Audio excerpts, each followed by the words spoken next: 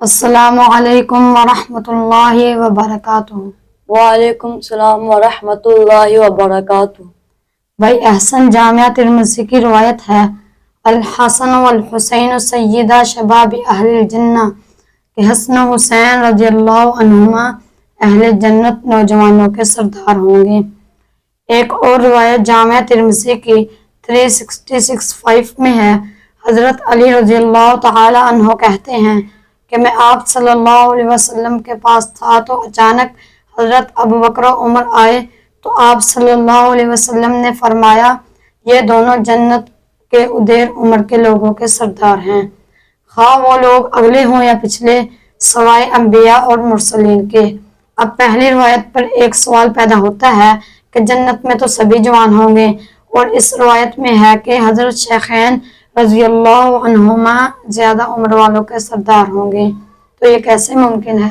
بھائی اس سوال کے جواب سے پہلے میں عرض کروں، ہم اہل سنت سرکار دو عالم صلی اللہ علیہ وسلم کے ٹوٹل گھرانے کو بھی مانتے ہیں، وہ سارے یارانے کو بھی مانتے ہیں۔ ہمارا وہ بھی ایمان ہے جو گھر والے ہیں، اور وہ بھی ایمان ہے جو در والے ہیں۔ دونوں شہزادے بھی سردار ہیں، وہ شہزادوں نے جن کے پیچھے نمازیں پڑھیں، صدیق اکبر اور فاروق اعظم، وہ بھی جنتوں کے سردار ہوں گے۔ اس بات کو سمجھنے کے لیے ہمیں اصول بلاغت کی کتابیں بعد میں کھولنی چاہیے، پہلے صحابہ کرام اور اہل بیت العظام کی باہمی محبت کا شیریں شربت پینا چاہیے۔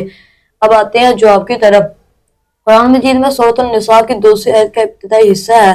وَآتُوا الْيَتَامَىٰ أَمْوَالَهُمْ، تم یتیموں کو ان کا مال دے دو۔ حالانکہ مال یتیم کے بارے میں ارشاد ہے سورۃ النساء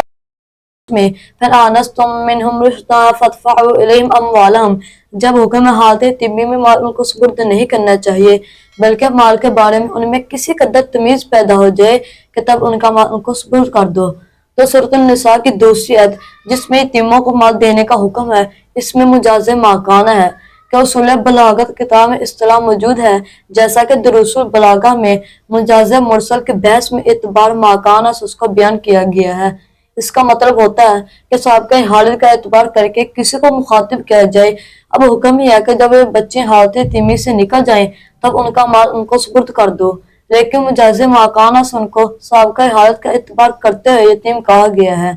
یعنی جب ان کے مال کی حفاظت کی گئی اس وقت یہ یتیم تھے، اگرچہ اب حد بلوغت کو پہنچ چکے ہیں وہ یتیم نہیں رہے، لیکن پھر بھی پہلی حد یعنی یتیم کے اعتبار سے ان کے لیے کہا گیا ہے کہ یتیموں کو ان کا مال دے دو، حالانکہ اب یہ یتیم نہیں۔ آپ سمجھیں، جنت میں برے نہیں ہوں گے بلکہ سابقہ حالت یعنی دنیا سے برے ہو کر مریں گے، ان کے سردار شیخین رضی اللہ تعالی عنہما ہوں گے۔